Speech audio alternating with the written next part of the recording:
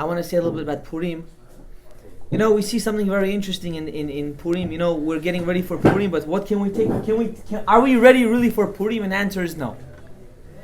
You know, we see the story, the Vashti and Achashverosh, and we all happy, we all dress up. But there's a line in the Megillah which is very important, which was, I was going through the Megillah with my son today, and when I was reading it hit me, this sentence. It's at the end of the fourth parak, that Mordechai tells Esther HaMalka, go to Achashverosh and tell him that you want to make a Seudah, you and Haman. And what did she answer? If I'm going to go, I'm going to die. I cannot go right now. He's right now doing his stuff. And Mordechai gets this message and he says to the messenger, tell Esther as follows. Tell this to Esther HaMalka,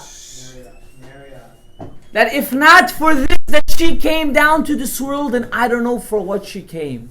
And if you won't do this, someone else will do it and you will lose this opportunity. And it hit me. You know, we live our life every single day and we downgrade ourselves to think we are not good enough. We cannot be chozer b'tshuva our neighbor. We cannot help and do chizuk for everyone around us. And really, maybe that's why you mamash came down to this earth, to actually help the people around you. And that is the message of, I think, of Purim. The alcohol is all nice, it's delicious. The mishloch manot, we most probably were half of us are not yotzei de chova. If you actually learn the halachot. But the point of Purim is to go out there and to show your unconditional love to one another. And that's what Esther HaMalka, that's why she was brought down into this earth. She was brought down for one purpose, to save Klal Yisrael. I'm going to finish with a small story I heard. And this will answer many questions. I'm going to try to bring both my brother's shiur and a little bit of my father's to my understanding into this. You know, my brother said that Talmud Torah is so great. Rav Tzion Abba Shaul, they asked him, what is the hardest mitzvah? You know what he said? He said, when I go to the bathroom and I can't think about Divrei Torah, that's the hardest mitzvah for me to keep. Not to think of Divrei Torah. Because for a person that lives and breathes and everything to do with Torah, how can I not think of Torah for 1 second? How can I not live it? I'm in the restroom. Why can't I think about Torah? For him, it was not, I cannot keep this. For me, it was too difficult. David HaMelech is the source of Malchut, which means action. All the other sfirot are built for who and for what? Is for the Malchut, which is action, doing. Machshava dibur, and the key is ma'aseh, to actually do. There was a king, and he had a big armon, he had a big castle. And in this castle, he had servants, and he had a beautiful wife. And his wife was pregnant. And what do you know? He had a servant that was also pregnant. And it gets close to the due date, and the wife is due on the same time, and one of the maidservants are due on the same time. And you know what? They both give birth on the same day.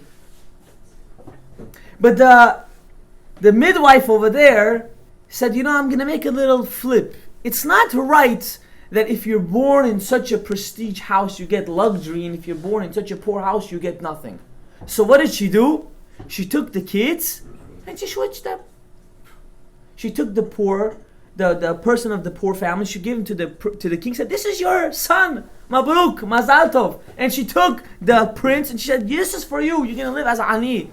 This is your onesh for becoming a king, the king's son. And they grow up. And they reach 13, 14, ta'avot. And now you, king's son, I'm a prince. I have a luxury of main olam hazeh, the biggest luxury. I can do whatever I want.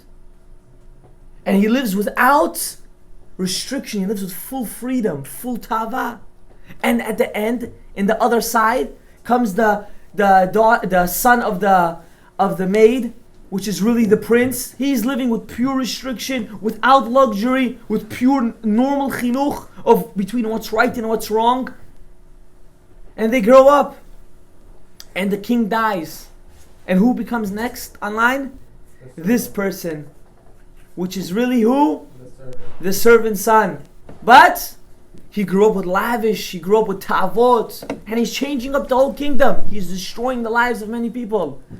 And the midwife says one day, she's sitting, she's talking to all her friends. They were at a poitach that day, and she says, listen, look what I did. Look at this tipesh, stupid kid. What did I do? And from one mouth, it goes to another mouth, and to another mouth, and to another mouth, until who hears it? The king ba'atzmo b'chodo, which is really that son. And he says, am I really the son of this maid? And he goes crazy and he tries to give tzarot to them. Why? Because maybe, God forbid, I'm really now going to switch. They're not going to want me to be king. So he's doing all that he can, tzarot to this family. And the father goes for the really, which is the prince, and says, listen, Habibi, you're my son, you're not my son right now, let's put that aside. We're having tsar, we grew you, take your stuff and leave, get out of here, you don't need to be here, you're giving us tsar, we raised you, do this for us as a tova.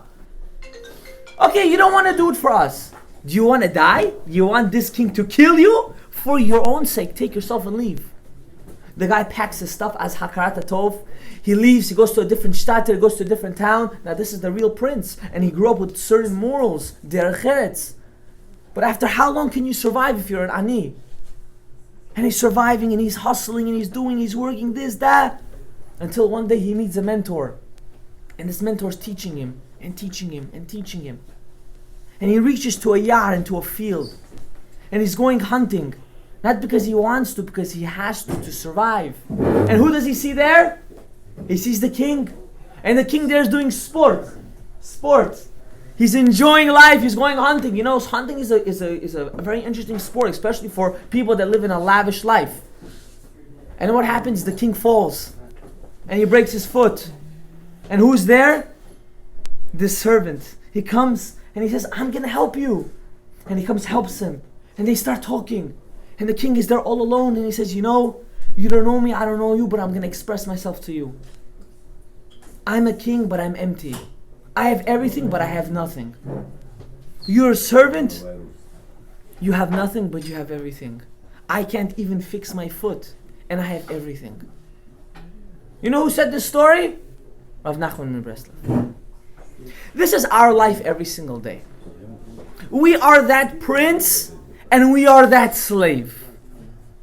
And if we're not going to take action in our own hands like who? Like Esther HaMalka, we're going to forever think that we're the king, but really we have nothing. And this is what we have to learn from today. That we live in a luxury society, but in reality our society is the most disgusting and corrupt society.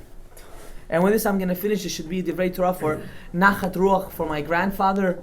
That, you know, I know for sure, without a doubt, and I don't want to say actual stories which are happening personally to my life right now, that I see him on every single step of my life. And I actually have to thank him for this. And I thank him very much. And with this I'm going to say we should all take something with us home is, you see someone that needs chizuk, needs help, don't say you can't do it. Go and do it. Baruch Adonai Leolam. Amen. Amen.